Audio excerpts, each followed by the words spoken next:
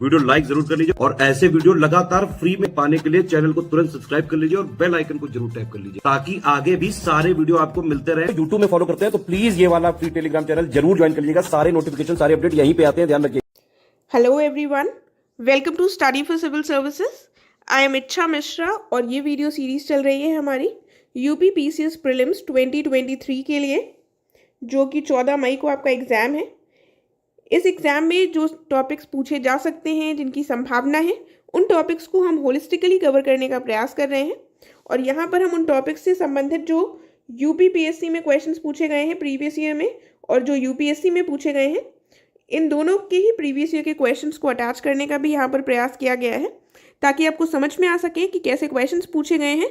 और कई बार questions repeat भी हो जाते हैं, राइट। तो ये जो सीरीज़ चल रही है आपके लिए बहुत ही ज़्यादा बेनिफिशियल होगी।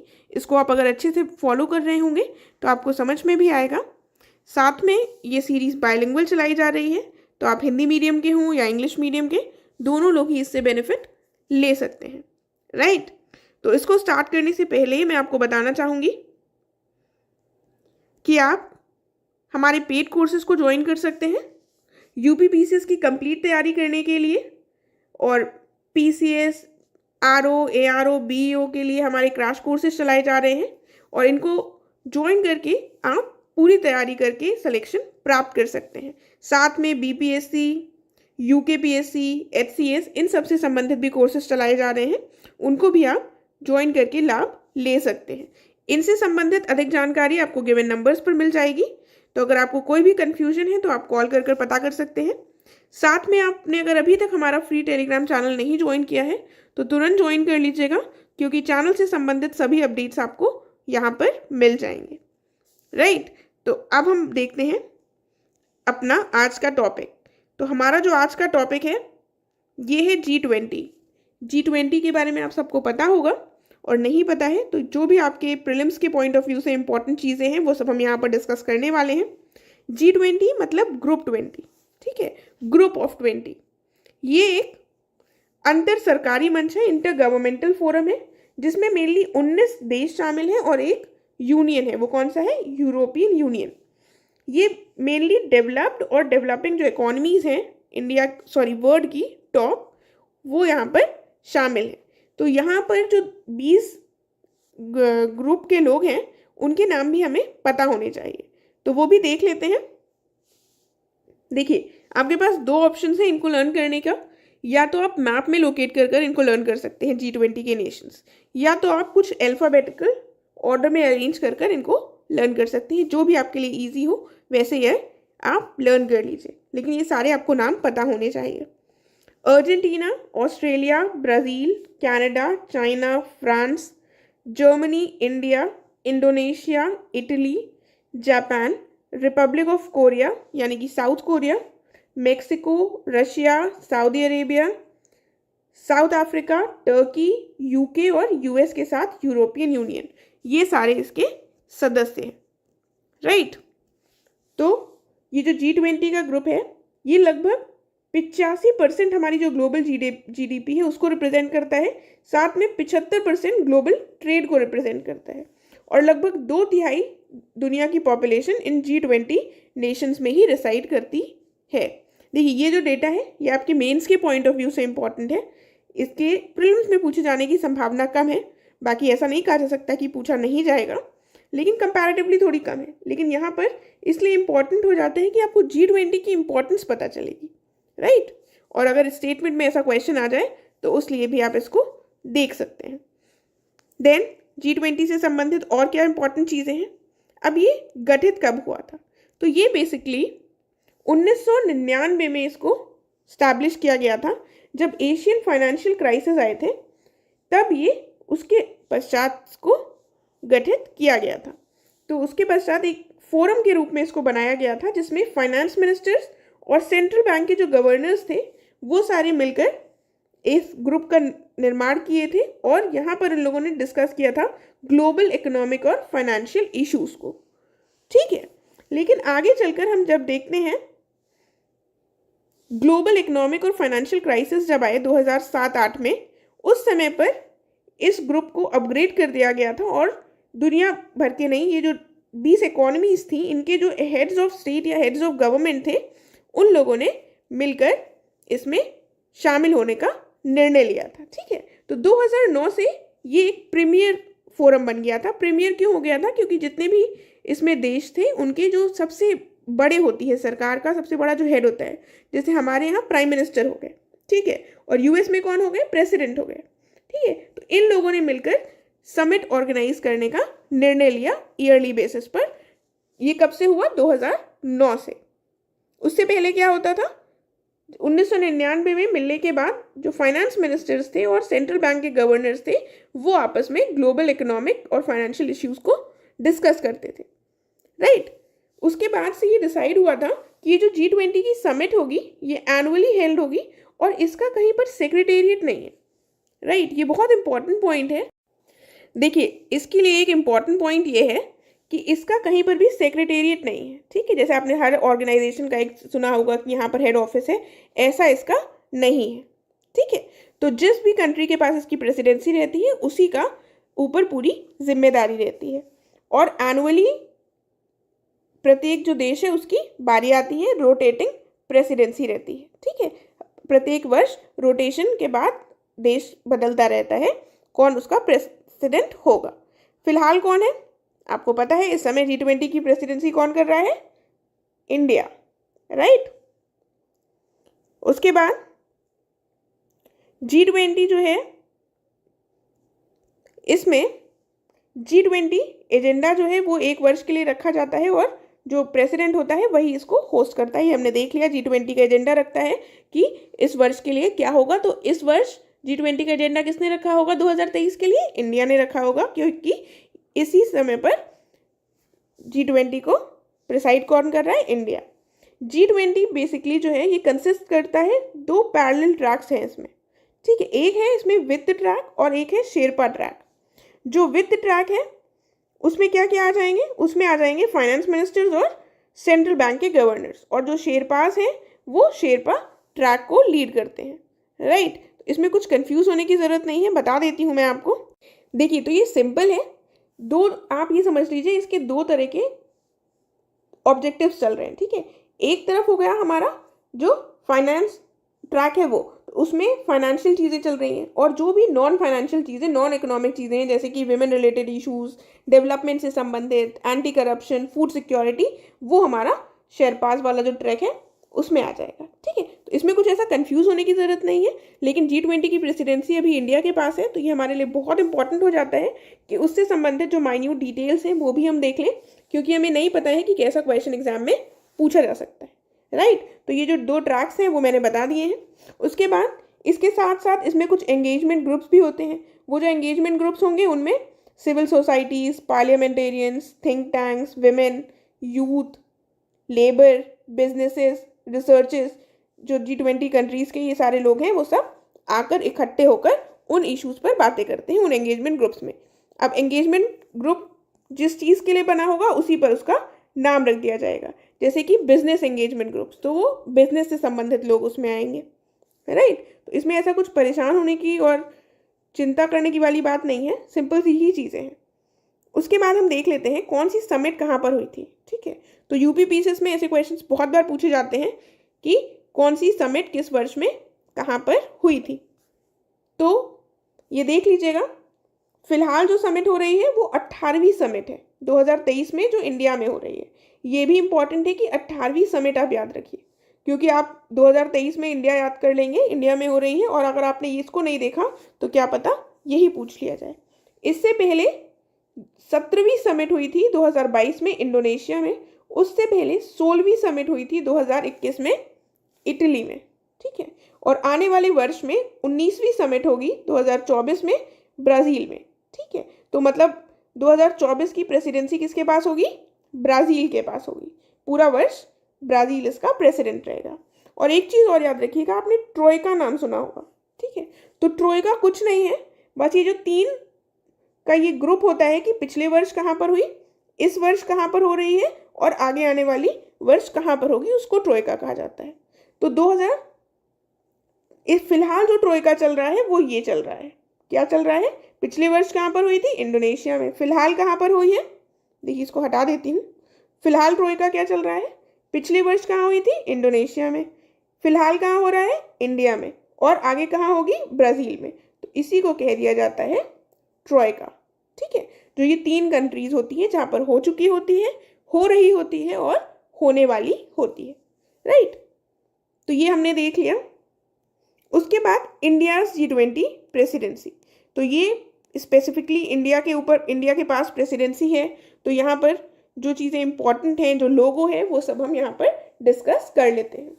ठीक है, तो इंडिया को प्रेसिडेंसी कब से मिली थी, 1 दिसंबर 2022 से मिली थी और 30 नवंबर 2023 तक ये कंटिन्यू करेगी। ठीक है, ऐसा नहीं है कि 1 जनवरी से मिली थी, इसलिए कंफ्यूज मत होइएगा। 43 हेड्स ऑफ डेलीगेशंस जो हैं, जो लार्जेस्ट एवर होगा G20 में, ये पार्टिसिपेट करेंगे न्यू दिल्ली समिट में, जो सितंबर में होगी। ठीक है, न्यू दिल्ली समिट फाइनल जो अभी देखिए कई सारी मीटिंग्स होंगी, जिसमें आपने सुना होगा कि कश्मीर में भी होगी मीटिंग, और यूपी की अगर हम देखें तो यूपी के आगरा में, लखनऊ में, इन सारी जगहों में, गौतम बुद्ध नगर में होगी। ठीक है, लेकिन जो फाइनल समिट होगी, जिसमें जो हेड्स ऑफ स्टेट्स हैं वो आएंगे, वो हमारी न्यू दिल्ली में होगी सितंबर में। इससे पहले फाइनेंस मिनिस्टर्स मिलते रहेंगे सारी कंट्रीज़ के, फॉरेन मिनिस्टर्स मिलते रहेंगे, और भी जो मिनिस्टर्स वगैरह होंगे, सबकी मीटिंग्स चलती रहेंगी। लेकिन जो फाइनल समिट होगी वो सितंबर में होगी, न्यू दिल्ली में होगी। राइट, अब इस वर्ष इंडिया के पास प्रेसिडेंसी है, तो लोगो भी किसने रखा है, इंडिया ने डिसाइड किया है G20 का लोगो, और ये इंस्पिरेशन कहाँ से लेता है, इंडिया के नेशनल फ्लैग से, जिसमें सैफरन, वाइट और ग्रीन और ब्लू कलर्स हैं। देन उसके बाद ये भारत के जो राष्ट्रीय फूल कमल है, इसके साथ पृथ्वी ग्रह को जोड़ता है, जिससे चुनौतियों के बीच विकास के संदेश का प्रसार होता है। देखिए, तो अगर आप जो लोगो है उसको देखेंगे तो आपको ऐसा प्रतीत होगा कि जो पृथ्वी है, देखिए जो पृथ्वी है वो कमल के फूल पर ऐसी बनी हुई दिखाई गई। ठीक है, तो वही लिखा हुआ है कि ये भारत के राष्ट्रीय फूल कमल के साथ पृथ्वी ग्रह को जोड़ता है, जिससे चुनौतियों के बीच विकास के संदेश का भी प्रसार होता है।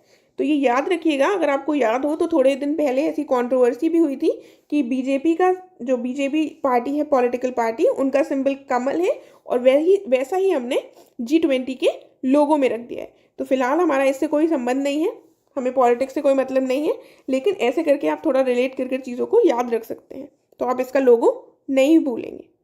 राइट, उसके बाद देख लेते हैं दूसरे पॉइंट में क्या कहा गया है।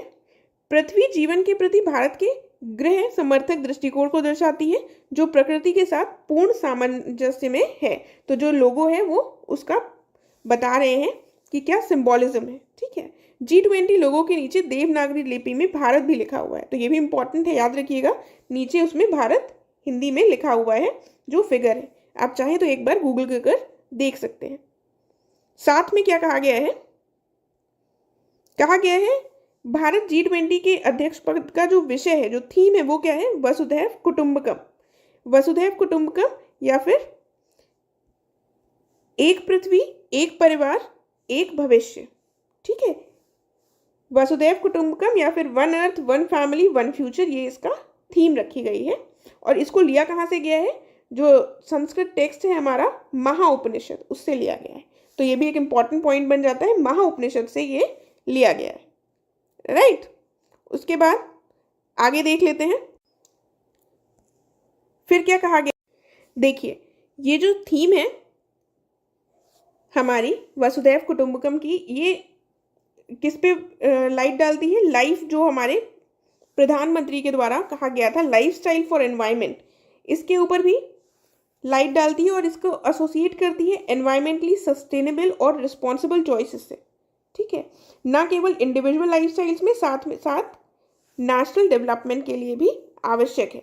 और इससे क्या होगा, ये लीड करेगा एक ग्लोबली ट्रांसफॉर्मेटिव एक्शन की तरफ, जो रिजल्ट करेगा क्लीनर, ग्रीनर और ब्लूअर फ्यूचर में। इसको एक बार हिंदी में देख लेते हैं। इसका जो मुख्य विषय है, ये व्यक्तिगत जीवन शैली के साथ साथ राष्ट्रीय विकास दोनों के स्तर पर, व्यक्तिगत जीवन भी और राष्ट्रीय विकास, इन दोनों के स्तर पर इसके जो संबंध है वो पर्यावरणीय रूप से दीर्घकालिक और जिम्मेदार विकल्पों के साथ लाइफ, लाइफ यानी लाइफस्टाइल फॉर एनवायरनमेंट, पर्यावरण के लिए जीवन शैली को भी उजागर करते हैं, ठीक है, जिससे विश्व स्तर पर हम परिवर्तनकारी कार्यवाही होती हुई देख सकते हैं और इसके परिणाम स्वरूप स्वच्छ, हरित और नीला भविष्य जो है वो सुनिश्चित होगा। तो मेनली ये जो बात कही गई है, जो हमारा थीम रखी गई है, उसी के बारे में समझाया गया है। इसमें ऐसा कुछ अलग से इम्पोर्टेंट चीज़ नहीं है, बस आप एक बार देख लीजिएगा। और उसके बाद इम्पोर्टेंस इसकी और क्यों बढ़ जाती है, क्यों, देखिए भारत के लिए G20 की जो प्रेसिडेंसी है वो और इम्पॉर्टेंट हो जाती है। क्यों इम्पॉर्टेंट हो जाती है, क्योंकि भारत के लिए जो G20 की प्रेसिडेंसी है ये 15 अगस्त 2022 को अपनी स्वतंत्रता की 75वीं वर्षगांठ से शुरू होने वाली है, ठीक है। और ये 25 साल की जो अवधि है, जिसको हम कह रहे हैं अमृतकाल कहा गया है हमारे प्रधानमंत्री के द्वारा, और ये 2047 तक जब हम अपनी स्वतंत्रता के 100 साल पूरे करेंगे, उन पूरे आज से लेकर तब तक के 25 सालों को अमृतकाल कहा गया है। और इसकी शुरुआत मार्क कर रहा है हमारा G20 प्रेसिडेंसी के साथ, इसीलिए ये थोड़ी और इम्पॉर्टेंट हो जाती है, राइट। फिर देख लेते हैं G20 द्वारा सामूहिक कार्य को प्रोत्साहित करने, बहुविषयक अनुसंधान करने और आपदा जोखिम में कमी लाने पर सर्वोत्तम प्रथाओं का आदान प्रदान करने के उद्देश्य से भारत की अध्यक्षता में आपदा जोखिम न्यूनीकरण पर एक नया कार्य समूह स्थापित किया जाना है।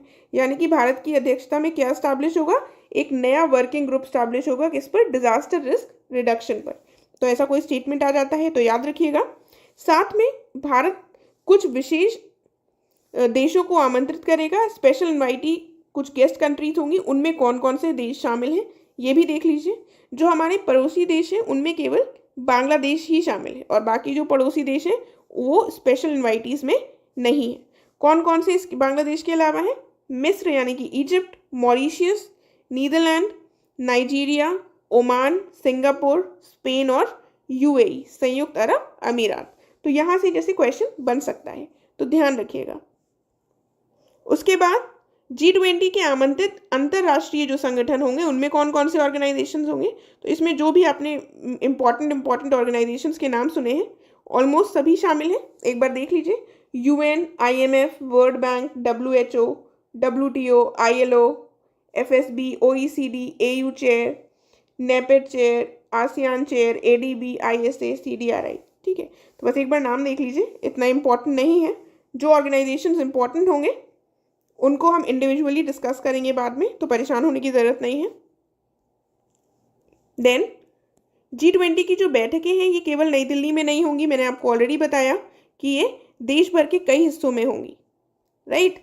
ये जो बैठकें हैं केवल नई दिल्ली या अन्य महानगरों तक ही सीमित नहीं रहेंगी, बल्कि वसुधैव कुटुंबकम, एक पृथ्वी एक परिवार और एक भविष्य की अपनी जो G20 की अध्यक्षता के जो थीम रखी गई है, विषय रखा गया है, इससे प्रेरणा लेते हुए समग्र सरकार के प्रधानमंत्री के दृष्टिकोण से भारत में 200 से अधिक बैठकों की मेजबानी होगी और 32 विभिन्न कार्य क्षेत्रों में 50 से अधिक शहरों में होंगी, ठीक है। और G20 जो प्रतिनिधि हैं और अतिथि हैं, इनके समक्ष भारत की समृद्ध सांस्कृतिक विरासत की एक झलक प्रस्तुत होगी। जब आप सारी न्यू दिल्ली में कर देंगे तो जो हमारी कल्चरल हेरिटेज है वो आप उतने अच्छे से रिवील नहीं कर पाएंगे बाकी जो देश के लोग आएंगे उनके समक्ष। इसीलिए जब अलग अलग जगहों पर होंगी तो वो अलग अलग संस्कृतियों को देख सकेंगे, राइट। तो ये इंपॉर्टेंट पॉइंट है।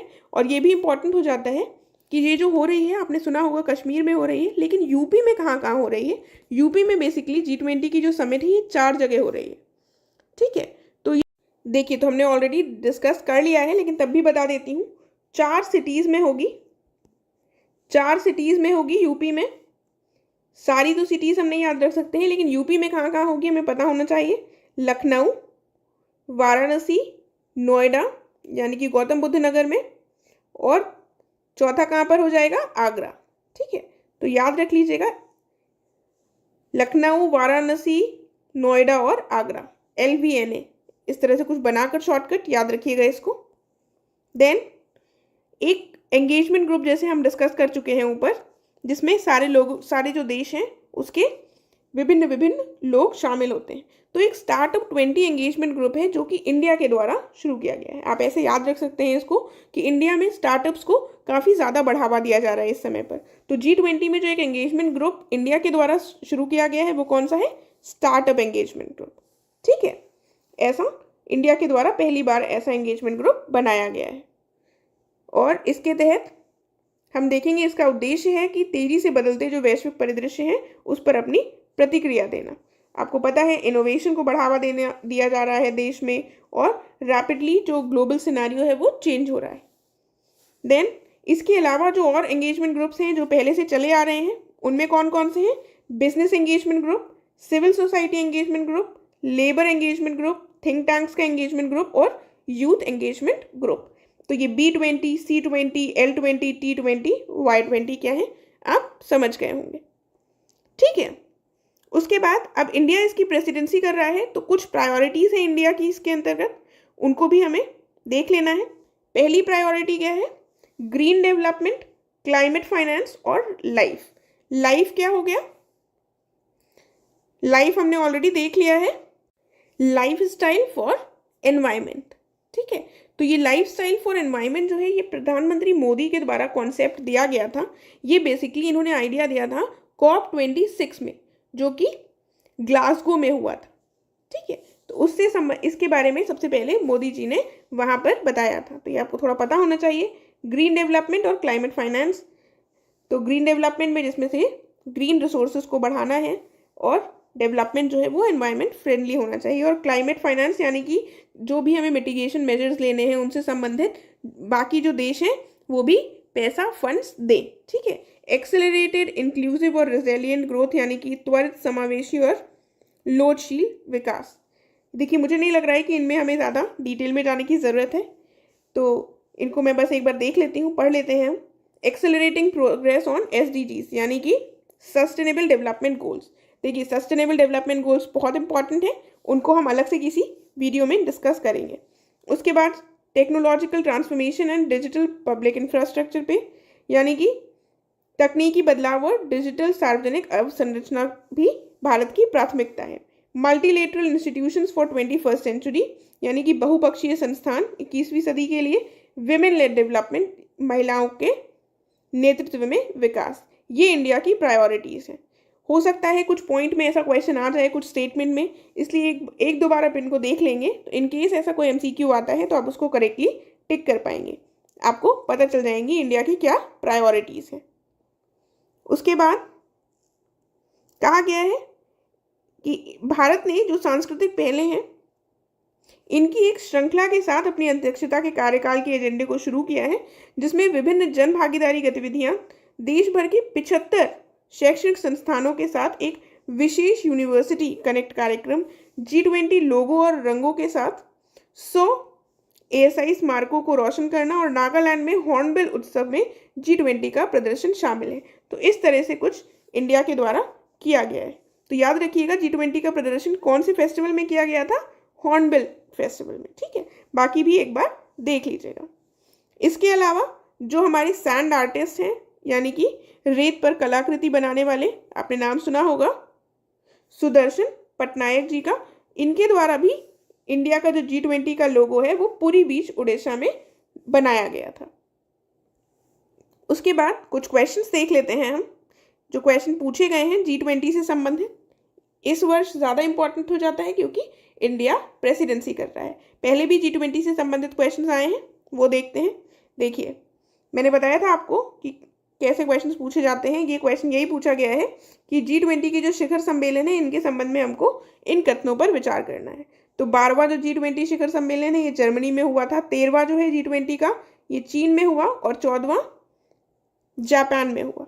ठीक है, तो यहाँ पर ईयर्स भी नहीं मेंशन है क्वेश्चन में, राइट। इसीलिए बहुत इंपॉर्टेंट है कि हम पूरी चीज़ों को लर्न करें। सिर्फ ईयर से लर्न कर लेंगे तो भी सही नहीं रहेगा। तो ये हमारे लिए अब उतना रेलिवेंट क्वेश्चन नहीं है, तो यहाँ पर हमारा जो करेक्ट आंसर हो जाएगा वो हो जाएगा ऑप्शन बी। 1 और 3 यहाँ पर सही है, राइट। ये क्वेश्चन देख लिया, ऐसा क्वेश्चन पूछा जाता है। उसके बाद हम दूसरा ऑर्गेनाइजेशन देखेंगे, बिम्स्टेक। देखिए ऑर्गेनाइजेशन इंपॉर्टेंट है, UPPCS में पूछे जाते हैं, और बिम्स्टेक भी बहुत इंपॉर्टेंट है क्योंकि इंडिया इसका महत्वपूर्ण हिस्सा है। और सार्क के बाद कहा जा रहा है बिम्स्टेक उसको एक तरह से रिप्लेस कर रहा है या उसका रिलेवेंस ज़्यादा बढ़ रहा है, इसीलिए हम बिम्स्टेक देख लेते हैं। बिम्स्टेक का फुल फॉर्म क्या है? Bay of Bengal initiative for multi sectoral technical and economic cooperation, बहुक्षेत्रीय तकनीकी और आर्थिक सहयोग के लिए बंगाल की खाड़ी पहल बिम्स्टेक। ये एक क्षेत्रीय बहुपक्षीय संगठन है। क्षेत्रीय मतलब रीजनल। यहाँ पर कौन से देश शामिल है? इंडिया और इंडिया के आसपास के देश, 7 देश इसमें शामिल हैं। कौन कौन से हो जाएंगे? अब देखिए, इनको आपको रटने का प्रयास नहीं करना है। एक बार आप इंडिया का मैप बनाने की कोशिश करिए, आपको आई होप आता होगा, थोड़ा बहुत रफ आइडिया तो होगा ही। तो इस तरह से आप इंडिया का अगर मैप बना लेंगे तो यहाँ पर इंडिया के साथ 6 और मेंबर्स होंगे, राइट। तो यहाँ पर हो गया हमारा बांग्लादेश, एक हो गया। यहाँ पर हो गया भूटान, यहाँ पर हो गया नेपाल, राइट। यहाँ पर हो गया श्रीलंका, यहाँ पर हो गया इंडिया के बगल में म्यांमार, और यहाँ पर आ गया हमारा थाईलैंड, ठीक है। तो इस तरह से अगर आप मैप से याद रखेंगे तो आपको पता चल जाएगा और आपको याद भी रहेगा कि कौन कौन से देश इसमें शामिल हैं, right. Bay of Bengal initiative है तो बे ऑफ बंगाल यहाँ पड़ता है हमारा, उसी के आसपास के जो देश हैं वो शामिल होंगे। कंफ्यूज मत होइएगा, नेपाल और भूटान भी इसके मेंबर्स हैं, हालांकि बे ऑफ बंगाल से काफ़ी दूर स्थित हैं, ठीक है। ऑर्गेनाइजेशन ये जो है ये एग्जिस्टेंस में आया था 1997 में बैंकॉक डिक्लेरेशन के माध्यम से। तो ईयर्स ध्यान रखिएगा थोड़े से। ये सबसे पहले जब बना था तो इसमें 4 मेंबर्स थे। कौन कौन से 4 मेंबर्स थे? बांग्लादेश, इंडिया, श्रीलंका और थाईलैंड। और इसका फुल फॉर्म क्या था? Bangladesh, India, Sri Lanka, Thailand economic cooperation, BISTEC बोला जाता था इसको, ठीक है। उसके बाद जब म्यांमार इसमें 1997 में ऐड हो गया तो इसका नामकरण कर दिया गया था बिम्स्टेक, ठीक है। और जब 2004 में नेपाल और भूटान इसके मेंबर्स बने तब इसको बिम्स्टेक कर दिया गया था और इसका जो फुल फॉर्म था वो चेंज कर दिया गया था। वही चीज़ें हिंदी में लिखी हैं, साथ में देखते हुए चलिएगा। उसके बाद जो बिम्स्टेक है इसका सेक्रेटेरिएट कहाँ पर है? तो ये है ढाका, बांग्लादेश में। और ये कौन से डिक्लेरेशन के बाद बना था? बैंकॉक डिक्लेरेशन के बाद। और इसका सेक्रेटेरिएट ढाका में है। हमने जैसे कि डिस्कस किया था कि G20 का सेक्रेटेरिएट कहाँ पर है? सोचिए जल्दी से, कहीं पर नहीं है G20 का सेक्रेटेरिएट, ठीक है। उसके बाद वापस आते हैं बिम्स्टेक में ही। बिम्स्टेक के प्रिंसिपल्स क्या हैं? देखिए, ऐसा कोई अलग से खास प्रिंसिपल नहीं है। नॉर्मल जो हमें चीज़ें पता है, जैसे देशों को आपस में व्यवहार करना चाहिए, वही इसके प्रिंसिपल्स हैं, ठीक है। तो एक बार देख लेते हैं। आंतरिक मामलों में हम हस्तक्षेप नहीं करेंगे आपस में देश। शांतिपूर्ण सहअस्तित्व बनाए रखेंगे, यानी कि पीसफुल कोएग्जिस्टेंस। पारस्परिक लाभ को बढ़ावा देंगे, सॉवरेनिटी को बढ़ावा देंगे, सॉवरेन इक्वालिटी को, ठीक है। उसके बाद टेरिटोरियल इंटेग्रिटी यानी कि क्षेत्रीय अखंडता को बढ़ावा देंगे, और पॉलिटिकल इंडिपेंडेंस, राजनीतिक स्वतंत्रता को बनाए रखेंगे, ठीक है। ऐसा एक आइडियली देशों को ऐसे ही बिहेव करना चाहिए, वही इसके प्रिंसिपल्स हैं। उसके बाद 5वीं जो बिम्स्टेक समिट हुई थी ये श्रीलंका के द्वारा होस्ट की गई थी मार्च 2022 में। तो 5वीं हुई थी मार्च 2022 में, होस्ट किसने किया था? श्रीलंका ने। तो ये हमने बिम्स्टेक के बारे में देख लिया और इससे संबंधित क्वेश्चन देख लेते हैं। क्या पूछा गया है? क्वेश्चन है, which of the following sets of nations are members of BIMSTEC initiative. देखिए, तो ग्रुप से संबंधित जब भी कोई क्वेश्चन आता है, रीजनल ऑर्गेनाइजेशन से संबंधित, तो उसके मेंबर्स काफ़ी इंपॉर्टेंट हो जाते हैं, साथ में वो उसका सेक्रेटेरिएट कहाँ है या वो किस वर्ष स्टैब्लिश हुआ था, ठीक है। तो ये कुछ इंपॉर्टेंट पॉइंट्स होते हैं। तो कंट्रीज़, आपको जो भी मेंबर कंट्रीज़ हैं वो तो आपको पता ही होनी चाहिए। और जैसे मैंने आपको इंडिया का मैप बनाकर बताने की कोशिश की थी, हालांकि मैं बहुत ही बुरा मैप बनाया था, I am really sorry for that, लेकिन ऐसे मैं हाथ से ऐसा ही बना पा रही हूँ यहाँ पर। तो आप फिर से एक बार बना कर कोशिश कीजिएगा याद करने की, कहाँ कहाँ मैंने कौन कौन से देश बताए थे, तो आपको वो याद आ जाएंगे, राइट। तो मैंने सारे देश एक बार फिर से बना दिए हैं, अगर आप याद कर पा रहे हो। यहाँ पर हमारा क्या करेक्ट आंसर हो जाएगा, कौन कौन से मेंबर्स होंगे? ऑप्शंस देख लेते हैं चलिए एक बार। Bangladesh, Bhutan, Nepal, India, Sri Lanka. Bangladesh, Bhutan, India, Nepal, India, Sri Lanka, Thailand, Myanmar. Bangladesh, Bhutan, Nepal, India, Sri Lanka, Maldives. देखिए, मालदीव्स तो नहीं है तो सी ऑप्शन हट जाएगा। Bangladesh, Bhutan, Nepal, India, Myanmar, Sri Lanka, Indonesia. Indonesia नहीं है तो ये ऑप्शन हट जाएगा, ठीक है। और इसमें जो है ये थोड़े से कम है, इसमें म्यांमार को शामिल नहीं किया गया है, तो ऑप्शन बी करेक्ट होगा, राइट। मैप से याद करने की कोशिश करेंगे आप तो कंट्रीज़ को थोड़ा हम ज़्यादा अच्छे से याद रख सकते हैं। इसलिए मैं आपको हमेशा सजेस्ट करती हूँ कि मैप में देखते हुए चलिए। राइट, तो बी आंसर है, इसको हमने देख लिया। अब हम आते हैं SCO, शंघाई सहयोग संगठन पर। ये भी एक परमानेंट इंटरगवर्नमेंटल इंटरनेशनल ऑर्गेनाइजेशन है। स्टैब्लिश कब हुआ था? 2001 में स्थापित किया गया था। SCO जो चार्टर है ये साइन हुआ था 2002 में और ये फोर्स में आया था 2003 में। SCO के एस्टैब्लिशमेंट से पहले कजाकिस्तान, चाइना, किर्गिस्तान, रशिया और ताजिकिस्तान एक ऑर्गेनाइजेशन शंघाई 5 के नाम से था। उसके ये सारे कंट्रीज जो थे वो मेंबर्स थे। शंघाई 5 के ये पांचों सदस्य थे। उसके बाद हम देखते हैं 2001 में SCO नामक यानी कि शंघाई सहयोग संगठन नामक एक ऑर्गेनाइजेशन स्थापित हुआ। ठीक है, शंघाई 5 तो जो था वो 1996 में एस्टैब्लिश हुआ था और ये इसके 5 साल बाद 2001 में SCO आता है। उज़्बेकिस्तान इसका मेंबर बन गया था 2001 में और इसको SCO कह दिया गया था। इसका नामकरण क्या कर दिया गया था? SCO। शंघाई 5 एक तरह से इसका प्रेडिसेसर था। और इंडिया और पाकिस्तान इसके मेंबर्स कब बने हैं SCO के? 2017 में। तो बहुत इंपॉर्टेंट हो जाता है। 2021 सितंबर में ऐसा अनाउंस कर दिया गया था कि ईरान जो है वो इसका फुल मेंबर बन जाएगा। ठीक है, ऐसा अनाउंसमेंट किया गया था। बाकी इससे संबंधित अगर आप मेंबर्स की लिस्ट देखेंगे तो वहाँ पर ईरान का नाम अभी नहीं लिखा हुआ है। और मैंने इसकी साइट पर भी चेक करने का प्रयास किया था, तो इसमें अनाउंसमेंट के बाद अभी मेंबर कंट्री के रूप में नहीं शामिल हुआ है ईरान। अगर आपको ऐसा कहीं मिलता है तो आप प्लीज़ कमेंट करके बताइएगा, मैं फिर से एक बार रीचेक कर लूँगी। राइट, क्योंकि ये भी इम्पॉर्टेंट पॉइंट है। उसके बाद SCO सेक्रेटेरिएट जो है ये इस्टेब्लिश कहाँ पर हुआ था? बीजिंग में। ठीक है, बीजिंग में है SCO का सेक्रेटेरिएट। और ऑफिशियल जो वर्किंग लैंग्वेज है इस सेक्रेटेरिएट की वो क्या है? रशियन और चाइनीज़। तो ये भी इंपॉर्टेंट पॉइंट हो जाता है, याद रखिएगा। रशियन और चाइनीज़ इसकी ऑफिशियल लैंग्वेजेस हैं। क्वेश्चन देख लेते हैं इससे संबंधित। देखिए, ऑर्गेनाइजेशन से संबंधित क्वेश्चन है तो हमें पता होना चाहिए कि ऑर्गेनाइजेशंस की इंपॉर्टेंस क्या है। तो कंसीडर द फॉलोइंग, यहाँ पर क्या क्या दिया हुआ है? Asian Infrastructure Investment Bank, Missile Technology Control Regime, Shanghai Cooperation Organisation. अब हमको बताना है इंडिया इनमें से किसका मेंबर है। तो इंडिया किसका मेंबर है इसमें से? जल्दी सोचकर बताइए। इंडिया इन तीनों का ही मेंबर है। ऑप्शन करेक्ट डी हो जाएगा। देखिए, एशियन इंफ्रास्ट्रक्चर इन्वेस्टमेंट बैंक और मिसाइल टेक्नोलॉजी कंट्रोल रिजीम, इन दोनों को हम छोटे टॉपिक्स हैं, ऐसा कुछ इसमें अलग खास नहीं है, लेकिन ये कब स्टैब्लिश हुए, क्या हुआ, इनको हम जब ऑर्गेनाइजेशंस बाकी डिस्कस करेंगे तो वहाँ पर इसको ले लेंगे। ठीक है, फिलहाल आज के लिए आई थिंक जितने हमने ऑर्गेनाइजेशंस डिस्कस किए हैं उनको याद करने का प्रयास कीजिएगा ताकि आप उनको ना भूलें। सब कुछ अगर एक दिन में कर लेंगे तो कन्फ्यूजन हो जाएगा। उसके बाद हम जो डिस्कस करते हैं अपना एक करंट अफेयर्स का टॉपिक, उस पर आते हैं।